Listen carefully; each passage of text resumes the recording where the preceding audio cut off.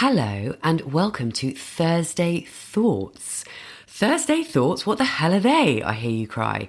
Well, my friend Polly and I meet every week over on Instagram to talk all things personal growth because she is as obsessed with it as I am. And we decided that we might as well put those conversations out as a weekly podcast. So now you can listen to us chat here on Apple Podcasts or Spotify or wherever you listen to podcasts. And we'll be talking about topics such as spirituality, limiting beliefs, ego, imposter syndrome, gratitude, meditation, confidence, and so much more. So if you're ready, here we go. We're talking about exercise and kind of, which might seem a bit random compared to what we normally talk about, but I thought it'd be interesting because given the fact that you have a podcast about perimenopause and I have a podcast for single child-free women, so there are bound, because we were going to talk about exercise generally, but also sort of in the context of menopause. And so I'm sure there are some people out there who this will be relevant to, but full disclosure. So you and I had a phone call a few months ago where I phoned you up in tears because I was about to go to France for a week in June. And I was shopping for kind of summer stuff. And long story short, I have put on, I'm in, you know this, but just to anyone who's watching or listening, I'm in early menopause. I'm only 47, and I was told about 2 years ago that I was going into early menopause. Anyway, that's a whole other thing. But one of the things that it's that thing that you never think will actually happen to you. So I've always been very, very fortunate that I've always been slim/thin. I've never had to worry about my weight. And I know I'm really, really lucky in that. And I'm not saying I'm, massively overweight, but for me, I have put on a considerable amount of weight in particularly the last 6 months or a year. And I've had that thing happen to my body where I never actually thought it would. You hear people talk about, oh, I'm suddenly putting on loads of weight and, I can't, it's really hard to shift it, So I've been going through this whole thing and just really not feeling good about my body for about the last 6 months to a year, which is what culminated in that phone call when I was going to France in June with 2 friends. I was like, I don't want to get into a bikini. I just feel like just such a pork chop and la, la, la, la. So you and I had a whole conversation about, because obviously perimenopause is your thing and you're really, really, really, really clued up on diet and exercise and all of those things, particularly for perimenopausal women. And since then, I've been a lot more mindful about, and one thing I will say is that I always eat, or mainly I eat very, very healthily. And I am a very, very active person. I'm always sort of on the go. I do a lot of walking every day, whatever. But I used to run. That was my go-to exercise. For years, I was a runner. And then that sort of stopped about 2 years ago. And I've been wanting to get back into it. But the whole thing about this conversation is that because I've put on this classic kind of middle-aged spread, dare I say it, makes me want to cry about it, but because I have put on that sort of classic menopause hormone weight, because I've lost all my estrogen I've lost? It is, isn't it? Well, yeah, that is declining. Yeah. Yes. Well, and progesterone is declining. Right. So, yeah. Right. But I've basically now I need to start being really sort of targeted about how I exercise, and this is part of the conversation that you and I had, in as much as I need to start doing strength training rather than other kinds of exercise. So that's what we thought we'd talk about, because I just thought it'd be might be interesting for other people out there who are perhaps our age, who are struggling to lose the weight that they've maybe put on because of menopause, blah, blah, blah. And I've very recently started doing strength training. And also I think I've told you this, but I have a rebounder, one of those mini trampolines, which I'm absolutely loving. And a rebounder apparently is really good for exercising when you're in the menopause, because it's like low resistance or whatever they call it. You know what I mean? I don't know what Yeah. I'm talking about. Yeah, it's good for your joints. Yeah, It's exactly. yeah. But the brilliant thing, and this is one thing I'd say to anyone listening, is that a rebounder it's such a brilliant form of exercise, because you can do it you can just do it at home. You just have to buy a trampoline, and I think I bought mine for about 160 quid, and it's brilliant, and you can sort of set it up anywhere, and you just bounce, and you kind of, I just do sort of, and I watch something while I'm doing it so that I can sort of distract my brain from, what I'm doing. But I actually really love it. And you really, really get up a proper sweat. So it's a proper kind of cardio workout.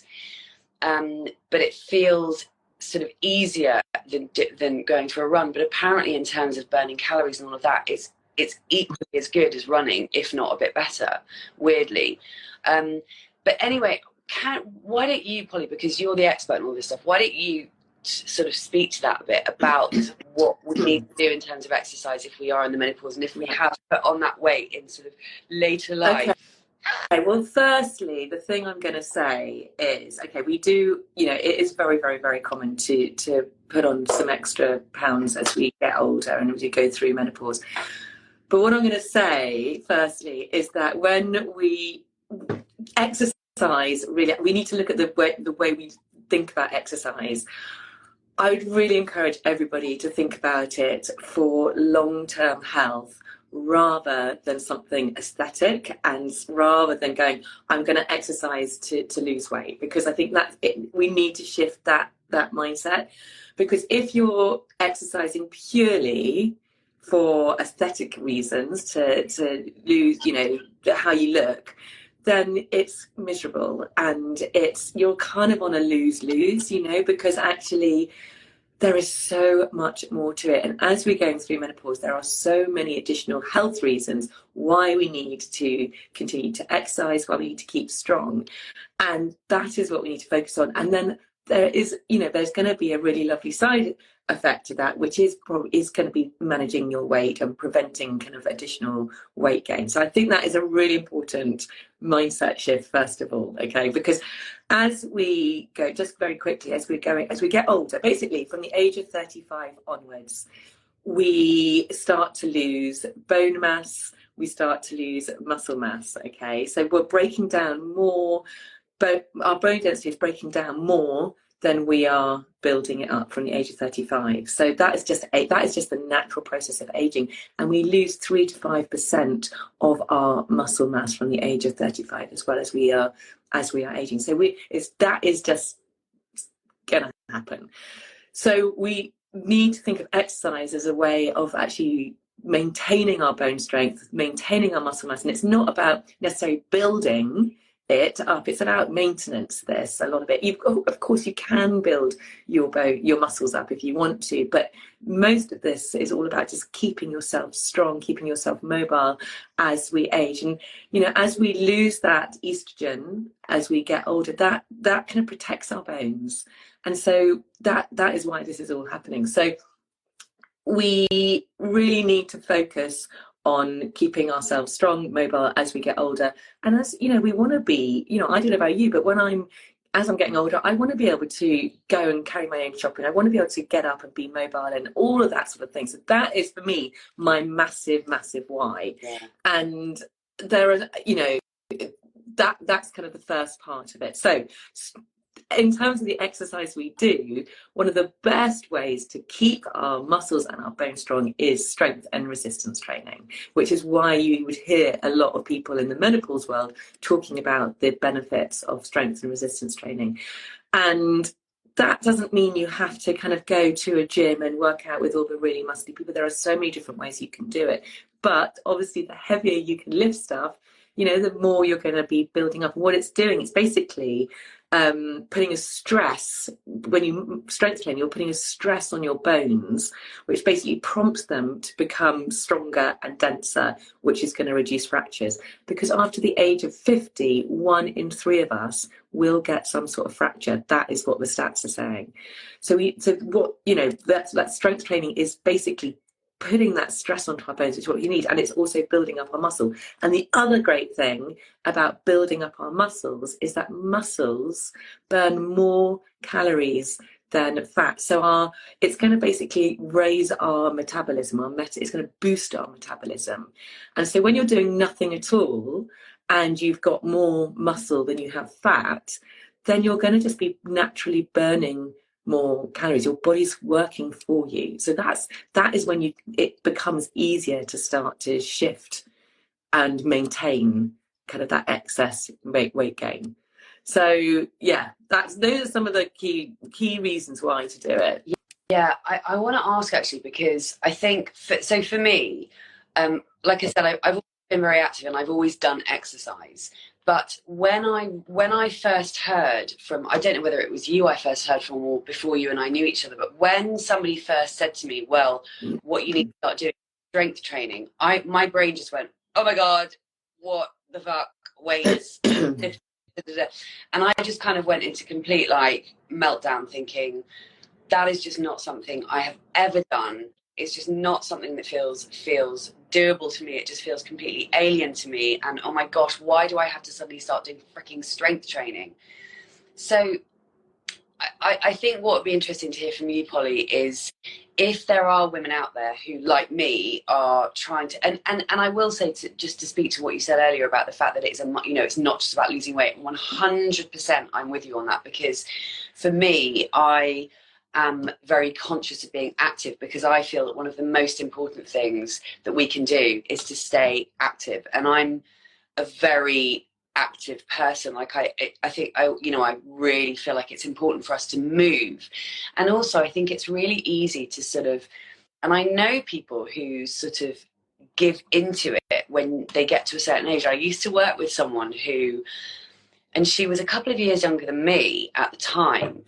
And I remember her talking about, oh, well, now that I've hit 40, it's all downhill. And, like say she sort of bent over and, her knee hurt or her back, she'd be like, oh, well, there, that's what happens. And I'm like, no, that does not have to happen. Like, we can all be, and I always use the example of Bruce Springsteen, who is, 74, I think he's 74. And every time I've seen him, he literally spends 3 hours running around the stage and moving and being really, really active, and he's 74 years old. So, yeah. But going back to the strength training, I just had this block about it. So how would you suggest that people start with that? Like, what's an easy way to sort of break yourself in? Because I think quite a lot of people aren't used to going to a gym to do weights, and I'm not even a member of a gym, and I've been a member of a gym for about a month in my entire life, and it's just not for me. But I started doing strength training at home. So what's an easy way for people to sort of start getting into it? What can they do at home that's quite simple? Yeah. And this is the really tricky part, because I've worked with people, and this is the real barrier. It's like, how do I start? I've never done any sort of weight training before. What on earth do I do? Yeah.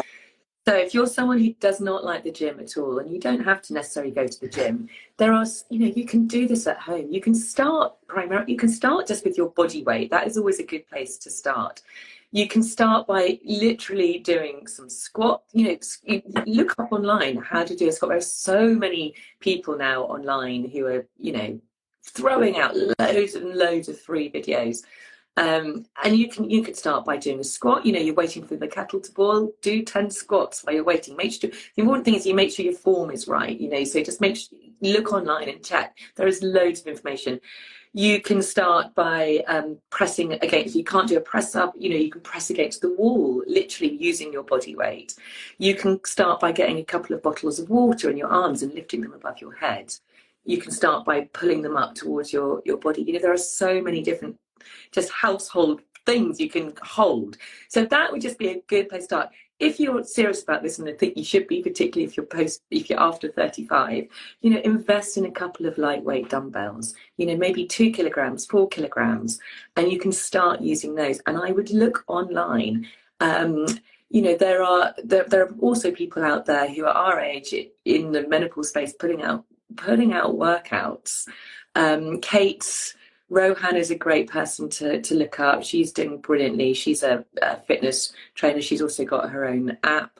There's Amanda Thebe. She's another great person to follow. So there are people out there who are constantly putting out these workouts. So that's what I would recommend. And then when you get a little taste for it, you kind of, and you realize that actually it doesn't take very long to start getting a little bit stronger, a little bit stronger. It's all about those little kind of moments of doing it. Then it builds up.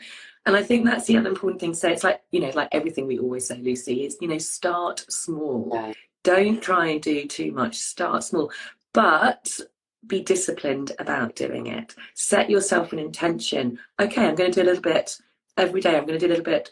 It depends how much you do, obviously, but if you're just starting with 5 minutes, 10 minutes here or there, see if you can do it every day or every other day. Because the one thing which is guaranteed about strength training, which is not guaranteed about weight loss, is that you will get stronger. You will see progression.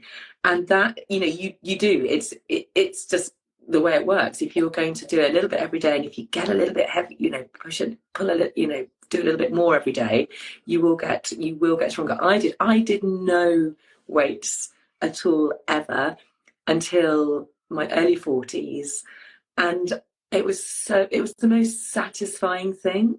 Really? That actually, it's like, my gosh, there was no way I could have put these weights above my head, and then a month later you're putting them above your head, and then then that builds the momentum, and then you kind of you feel powerful, you feel strong. Yeah. And that spurs you on, and there is nothing better than that feeling of feeling strong and powerful and capable and able. So yes, that is what I would say to do. If you can and you're serious about it, I do really think sometimes finding a community, finding a group where you can do it together. And again, there are so many online, so many communities you can join to help kind of, again, help you know what you're doing, firstly, because form is quite important. Otherwise, you don't want to injure yourself. Yeah. You don't want to be doing an exercise wrong and injure yourself. So if you can, maybe, join a small group initially, and then maybe you can continue at home. But I guarantee once you start doing some sort of strength training, you might get a little taste for it. But it's about finding your people. It's about being brave. It's that courage again. It's about being brave, finding what works for you. And I know personally, for me, it was only when I was brave enough to form a little group.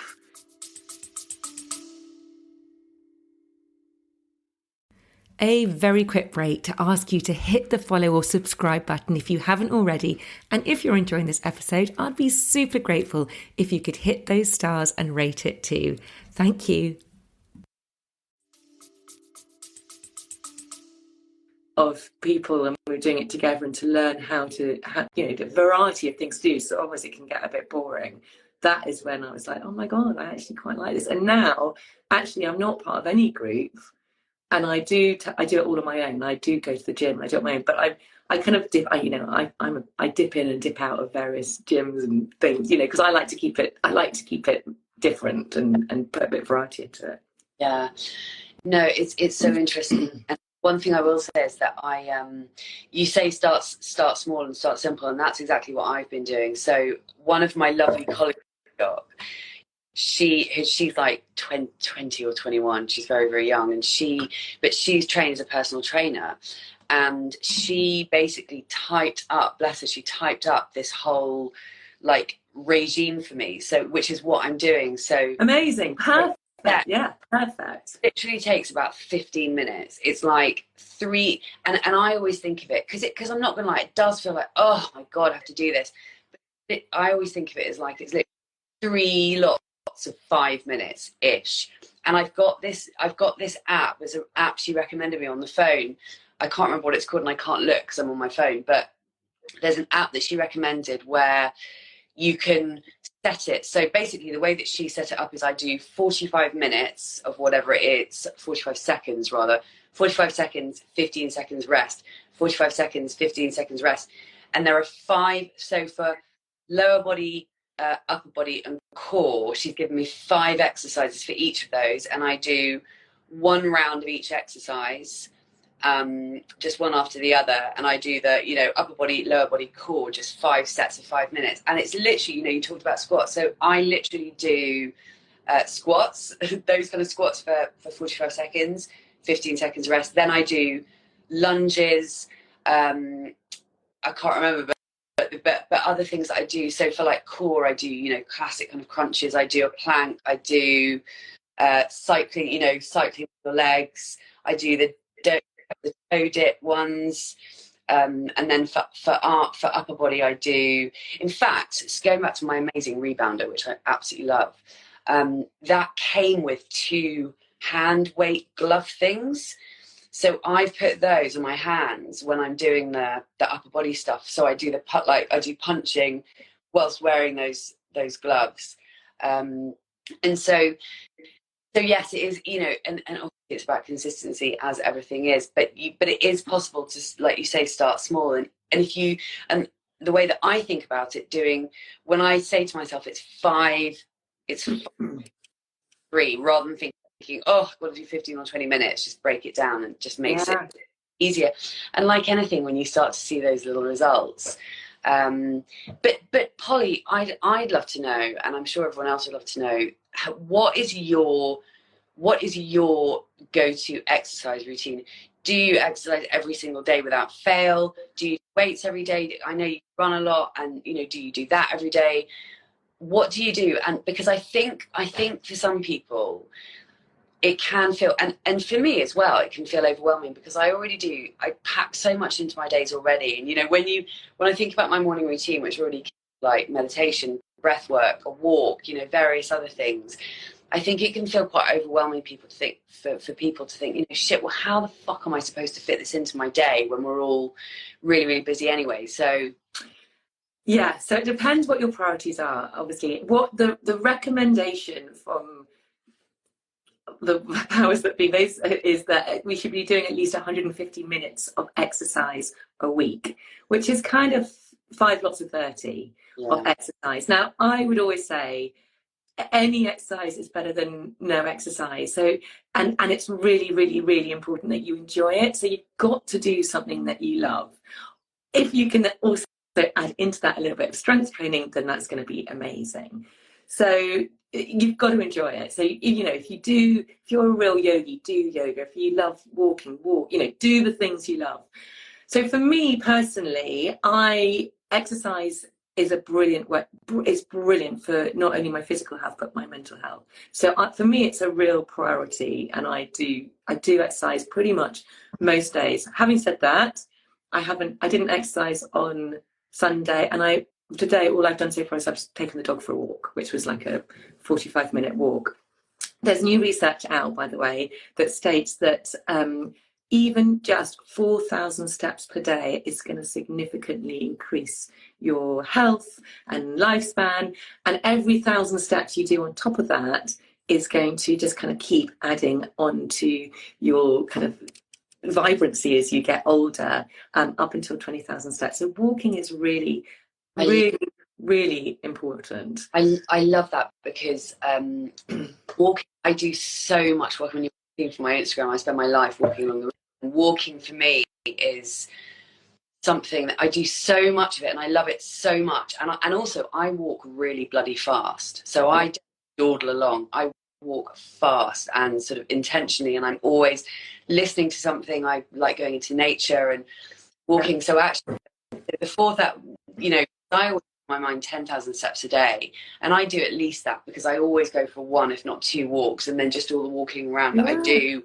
you know, during the day or whatever. So, but walking is very good. Walking is very good. It really is super important. And also, just I heard someone say something the other day, but I'm not going to try and quote it because I'll get it wrong. But it was something about what you know, all the benefits. I did a mini-sode on this actually a couple of months ago, just called The Joy of Walking, but all the benefits of just literally doing that movement. And I always think that, I always know that if ever I'm feeling a little bit shit, going for a walk will always make you feel better, even if it's just, you know, 20 minutes. But there's something about getting out into the fresh air, put your headphones in or not. I always listen to a podcast or an audiobook, but getting out into the fresh air and just walking and if you were feeling like, for example, if I'm ever feeling you know, I get that horrible like mid-afternoon dip where I suddenly feel excruciatingly tired, that kind of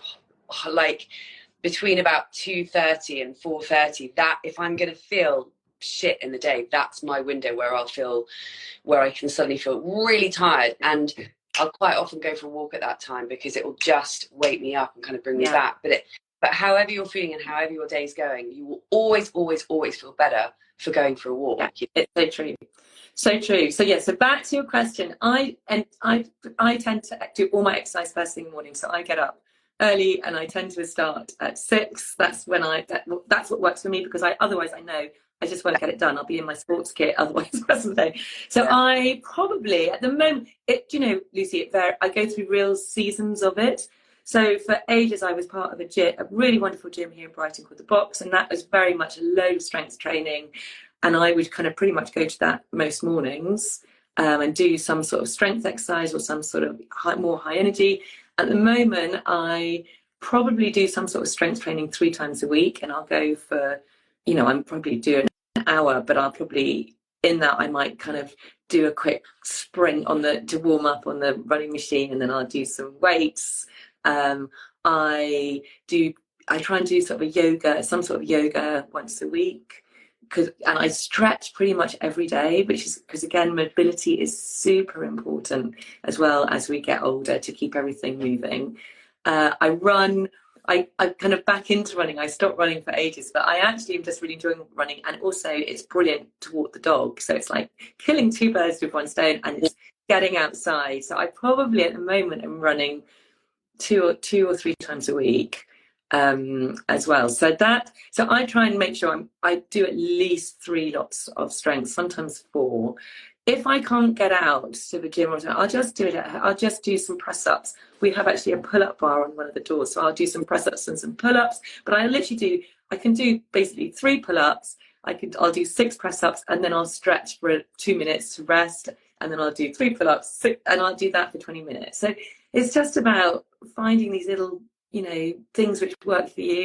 So that's kind of what I do. But for me, I get bored quite easily, so I do mix up my exercise routines, and I kind of tout around a bit. I've been to lots of different gyms, and you know, and I just like to keep it fresh. Otherwise it gets a bit stale, and I think you've just got to keep enjoying it. And I do love going to gyms, particularly when I was getting, you know, because you get the community of people, and you've got to find your people and find the people who make you feel good, you know. And again, you just got to have that little bit of courage sometimes to go in, because everyone's doing the same thing. Everyone's very friendly generally, normally.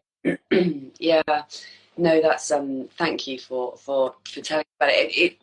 It's interesting to hear you say how, you know, you'll just do like the reason what I wanted to pick up on is what you said about you doing press ups, because of all the things that I do, I find press-ups so fucking hard. And I always have, like my whole life, I've always found press-ups hard. And it's probably because I've never done them for a consistent amount of time enough for them to get easier. But the way that I'm actually doing them at the moment is I do them on my knees. Yeah, perfect. I just find them so hard. Yeah, well, again, don't beat yourself up about it. Just, you know, everything you're doing other than the press ups is building up the muscles. So you will just do 1 on your knees when you can maybe do 2, and then just keep doing them, and then you'll gradually maybe can add 1. But don't beat yourself up about them. It's that you will continue to get stronger. So you will. I never used to be able to do a press up ever, and now I love the fact that I can do a press up. It's the one thing like a pull up. I could never do a pull up, but it goes to show. And all of this has been in my 40s. I've done all of this in my 40s. So you've just got to be really super patient with yourself, because you will get stronger. It's not going to happen overnight. It's not. Can I ask one thing actually about press ups?